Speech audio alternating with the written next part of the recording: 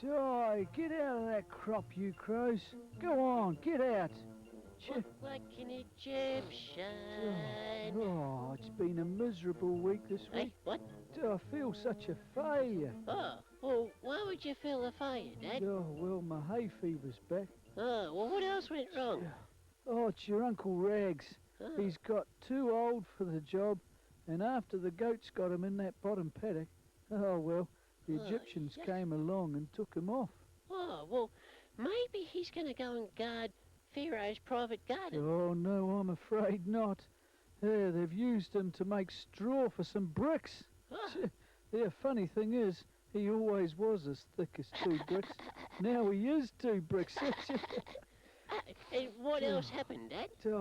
Oh, this Pharaoh, the Egyptian king, he won't let the Israelites go home. Oh. And their creator has sent all sorts of terrible plagues on the land.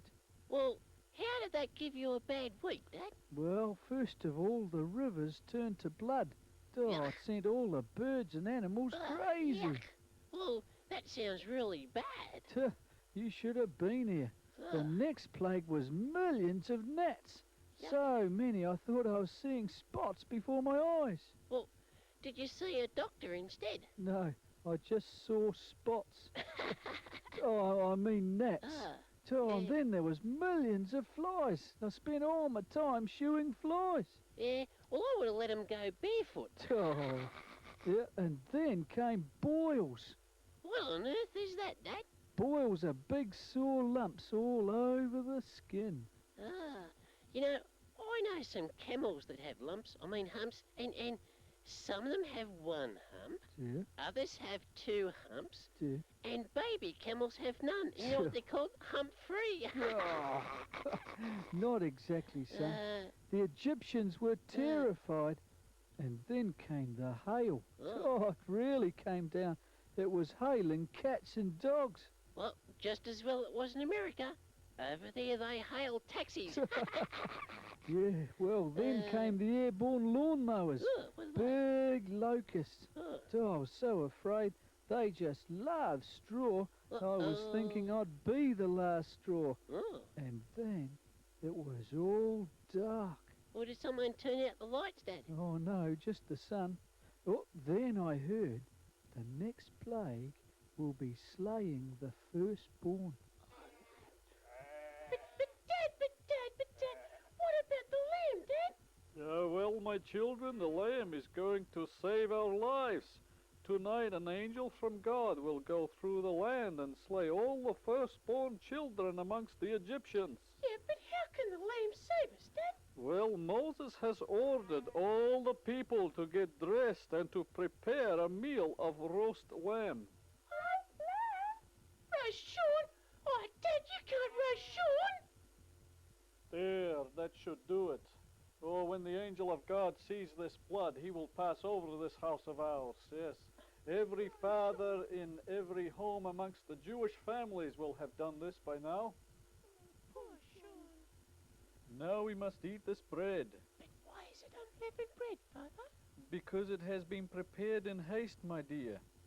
The lamb we will eat with bitter herbs to remind us of our terrible time in Egypt. What about the blood? Oh, the blood on the doorposts will protect you, my son. But where are we going, Dad? We are going on a great journey. God has promised his people a land just for us, where he will provide and care for us. So tomorrow early we will all be leaving Egypt. Wow, but who knows the way, Dad?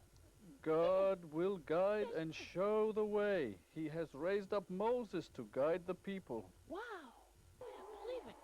Hey, Dad, what on earth's all that crying? It sounds like all the people in Egypt are crying. Oh, they are, my son. Every family has lost the firstborn. They did not believe God's warning, and now it is too late. So that's why you had to sacrifice the lamb, so we could be saved. That's correct. It is a very important lesson to learn. When God speaks, you obey. we bring you a news update to our Israeli escaped story. Apparently, all of the people of Israel have not only escaped safely today, but thousands upon thousands of Egyptian troops have drowned in the Red Sea. Apparently, they were in pursuit of the people of Israel who crossed the sea earlier in the day. They crossed on dry land. When the Egyptian army tried to follow, the sea closed in and they were all perished. We were to bring you an eyewitness report, but apparently there's no one available in the Egyptian army, and the people of Israel are now on the other side of the Red Sea. Now, grandson, I am going to teach you another character in Chinese language. Oh, what's that, Granddad? Okay, so word for today is to come. Oh. So, firstly, to make this word, we make the word for tree. So, we... That is first part. Then we make second part. And that means come. No, not yet. Oh. That is the word for tree. Tree. Now, on top of tree, we put word for great man. So, now we have tree and great man, correct? Correct. So, now we need to make figure of man either side of great tree. Oh, you're clever, Granddad. So, now we have completed figure of the word to come. Come. So, do you know what this reminds me of every time I see this word? What, Granddad? Long time ago, the great man Jesus came from heaven and came down and died on a cross. Oh. So, in this figure, we have the great man on the tree, shaped like the cross. Oh. These two men can represent the two thieves that died either side. Oh, that's right. On either side. Yeah, I remember. So, God's son Jesus came down from heaven as a great man. He died on the cross. Also, he was God's son. And this was the way that God was to redeem his people. He paid a price for their sin by allowing his son to die on the cross. Really? And we must make a response. We must come. Oh, as simple as that. Come back to him. Correct. So, every time we see the word to come, it reminds us that we must come back to our Creator God, who died on the cross for us. It's just not fair. It's not fair. Hang on. What's not fair? I wasn't here playing. Well, what's the problem? Not that plane you spent all of that time and effort making. That's the one. Oh, no, that's that special model plane. How on earth did you lose it? Well, I was flying it and it lost. You mean it got lost? Yeah. That's terrible. Have you looked anywhere? Oh, no, I found it. Well, what's the problem if you've lost the plane and now you found it? Well, it's in a shop. Hang on. You made the plane, didn't you? Yeah. And you lost the plane. Yeah. And now it's in a shop. How come it got to the shop? Well, some guys found it. Aha, so some guys found your plane, and what did they do? Well, they sold it to the guy for $10. I see. You've got quite a problem, haven't you? You mean the guy in the shop knows it's your plane and he's going to sell it to you back for $10? Yeah, and it's not fair. It's just not fair. I can see your problem. Well, And I made it, and I lost it, and now I've got to buy it back. okay, hang on. I know that's not fair, but otherwise, if you don't pay the $10 to the guy in the shop, well, he's out of $10, isn't he?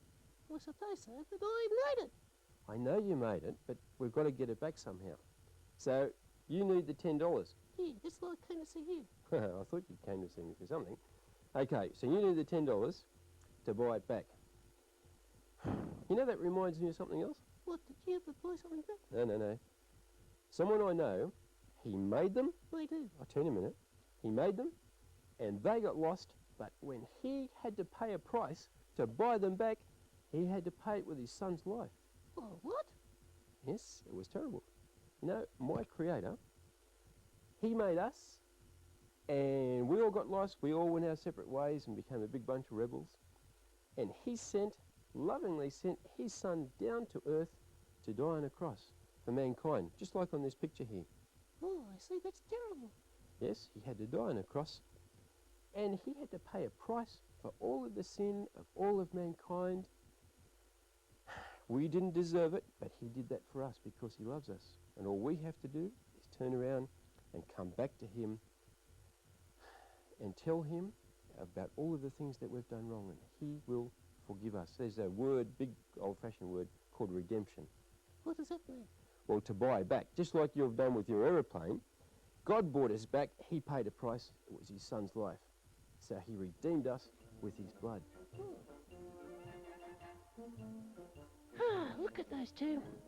I wonder, did someone make them, or did they just happen? No one would buy them back, that's for sure. I wonder if you can recycle straw. It's funny, you know. Everyone wants to go to heaven, but no one wants to die. But Jesus died for all those that believe in him, and now they can go to heaven. I wonder if that makes them recycled sinners.